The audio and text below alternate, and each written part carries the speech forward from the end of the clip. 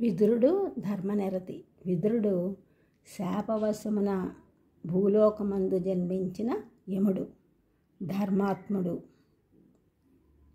విదురుడు ధృతరాష్ట్రునికి చూపులేని కారణంగా అతనికి అన్ని ధర్మాలు తెలియజేస్తూ ధృతరాష్ట్రుని వద్దే ఉండేవాడు.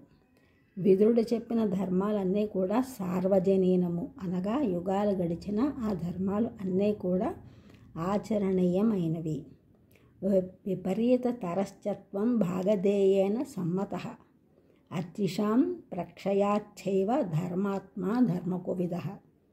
విపరీత తరశ్చత్వం భాగధేయేన సమ్మతః అర్చిషాం ప్రక్షయాచ్చైవ ధర్మాత్మా ధర్మకోవిదః.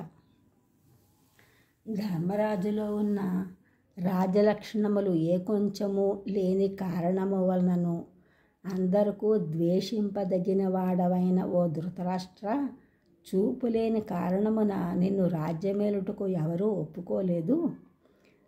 ధర్మరాజు క్రూరుడు కాకపోవుట వలనను నీ యందు దయ కలిగిన కారణమునను ధర్మము వలనను సత్యమును బట్టియు పరాక్రమమును బట్టియు పెద్దవాడవు కావునను నీవు పెట్టు పాటలు అన్నీ సహించుచున్నాడు.